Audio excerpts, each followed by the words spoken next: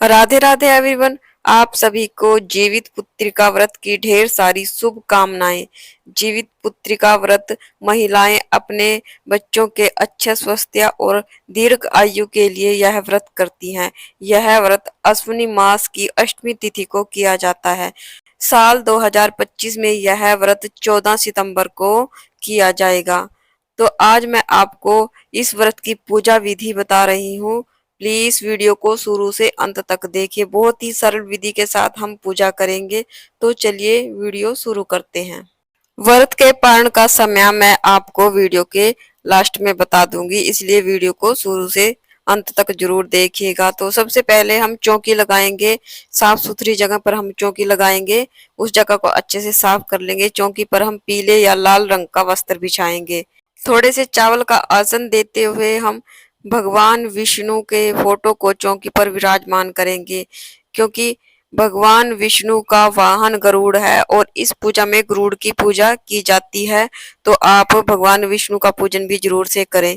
उसके बाद तोरी के पत्ते पर हम जिमूत वाहन, चील, सियारन और गणेश जी को विराजमान करेंगे। तो यहाँ पर मैंने तोरी के पत्ते ले लिए हैं। गांव में तोरी के पत्ते आसानी से मिल जाते हैं। अगर आप शहर में रहते हैं, तोरी के पत्ते ना मिले तो आप पान के पत्ते भी पूजा में इस्तेमाल कर सकते हैं।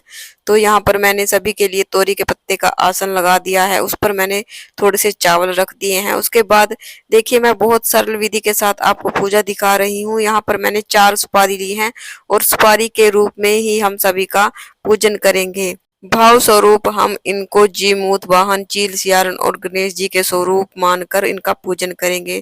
थोड़े से चावल का आसन देते हुए मैंने दीपक रख लिया है और हाथ जोड़कर हम भगवान से प्रार्थना करेंगे, हे भगवान, आज मैं आपके नियमित यह पूजा कर रही हूँ, कृपया मेरी पूजा को स्वीकार करना। उसके बाद भाव स्वरूप जल के छींटे देते हुए हम सभी को स्नान कराएंगे।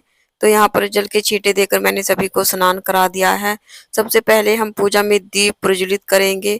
उसके बाद देखिए, इस पूजा में जितिया बनाई जाती है। अगर आपके पास सोने की जितिया है तो आप उसको पूजा में रखकर उसका पूजन कर सकते हैं, या फिर आप कलावे से जितिया बना सकते हैं। लाल और पीले रंग का जो कलावा आता है उससे आप जितिया बनाएं। इसका पूजन भी हमें चौकी पर रख कर करना होता है। भाव स्वरूप मैंने जल के छींटे देकर जितिया को शुद्धिकरण कर लिया है। उसके बाद गणेश जी को जनेऊ समर्पित करेंगे। भगवान विष्णु को जनेऊ समर्पित करेंगे। जीमूत वाहन, चील और सियारन को हम कलावा समर्पित करेंगे। कहा जाता है कि सबसे पहले यह व्रत चील और सियारन ने किया था, इसलिए उनका पूजन भी जरूर से करें। उनका पूजन किया जाता है। उसके बाद हम रोली से सभी को तिलक करेंगे।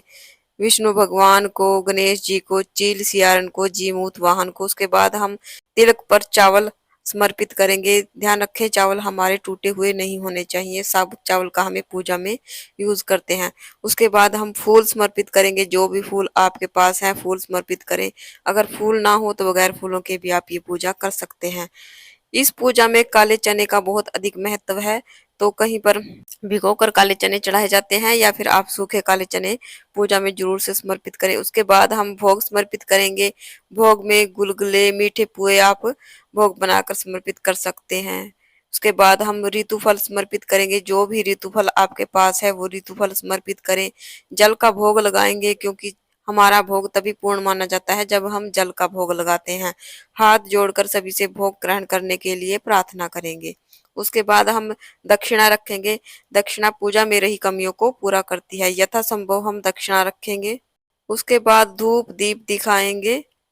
हाथ में फूल या काले चने लेकर हम जीवित पुत्रिका व्रत की कथा सुनेंगे। कथा का वीडियो आपको अलग से मेरे चैनल पर मिल जाएगा।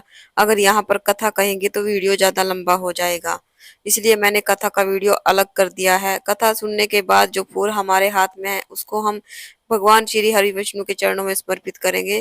थोड़े से फूल हम जल के लोटे में डाल देंगे। उसके बाद हम आरती करेंगे। बहुत ही प्रेम पूर्वक हमें आरती करनी है। अगर आपको गरुड़ जी की आरती आती है तो गरुड़ जी की आरती करें, नहीं तो आप गणेश जी की और भगवान विष्णु की आरती कर सकते हैं। आरती करने के बाद हाथ में थोड़ा सा जल लेकर चौकी के चारों तरफ से 2 बार वार लेंगे, आचमन कर लेंगे। इस तरह से हमारी पूजा पूर्ण हो जाएगी। उसके बाद हाथ जोड़कर भगवान से प्रार्थना करेंगे, अपनी मनोकामनाओं के लिए प्रार्थना करेंगे, पूजा में रही कमियों के लिए क्षमा याचना करेंगे। तो इस प्रकार हमारी पूजा पूर्ण हो जाती है।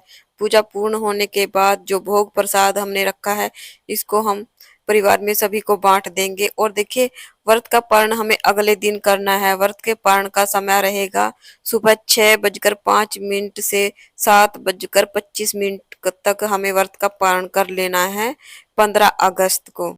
14 अगस्त को आप सुबह व्रत का संकल्प कर लें। और ये पूजा हमें शाम के समय करनी होती है, 4 बजे से 7 बजे तक आप ये पूजा कर लें। ज्यादा अंधेरे में भी हमें यह पूजा नहीं करनी होती है। आई होप आपको वीडियो समझ आ गया है, आपके लिए यूजफुल रहा, तो प्लीज वीडियो को लाइक कीजिए। अगर आपके मन में कोई डाउट है तो आप मुझे कमेंट करके पूछ सकते हैं, मैं आपके डाउट को क्लियर करने की पूरी पूरी कोशिश करूंगी। अगर आपको वीडियो अच्छा लगे तो वीडियो को लाइक कीजिए, साथ ही मेरे चैनल को सब्सक्राइब कीजिए। तो फिर मिलते हैं एक और नई वीडियो में एक और नई पूजा विधि के साथ। वीडियो अगर अच्छा लगे तो कमेंट बॉक्स में जी मूत वाहन की जय जरूर से लिखें। फिर मिलते हैं। राधे राधे।